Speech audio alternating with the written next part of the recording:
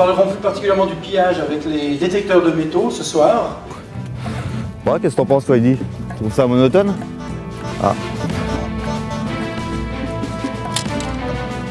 Alors c'est vrai que le pillage de détecteur est peut-être moins voyant que le pillage suite à des fouilles clandestines, puisque ça dépend également des régions, parce qu'en France, on n'a bien évidemment pas ce genre de matériel spectaculaire qui peut être retrouvé.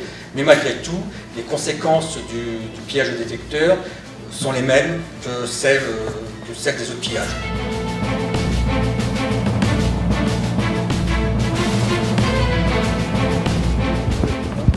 Moi, messieurs, dames, est-ce que vous pourriez répondre à quelques petites questions? Qu'est-ce que vous pensez du thème de cette année, à savoir le pillage?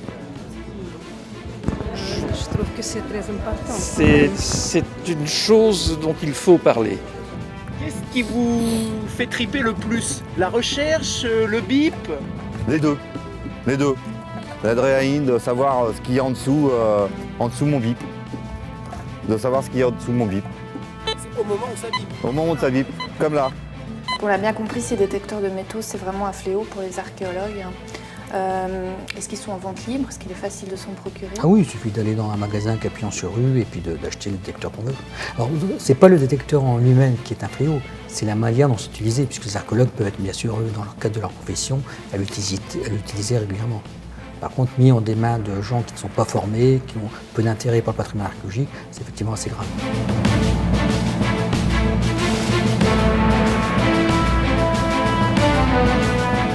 Par exemple, quand on a une pièce de monnaie ou quand on a une fibule, quand on a un petit dépôt, ça va nous donner des indications sur l'histoire de cette couche archéologique. La monnaie va permettre de la dater. Bon, on a également des céramiques qui peuvent le faire. Si on trouve une petite statuette votive, on va dire tiens, il y a des raisons pour lesquelles cette statuette est dans ce niveau. Donc ça va nous permettre de mieux comprendre la couche et ensuite chaque couche va avoir sa propre histoire et on pourra définir l'histoire de l'ensemble du site archéologique. J'aimerais bien trouver une belle pièce gauloise en or. Alors ça, c'est un truc qui me ferait... je serais heureux.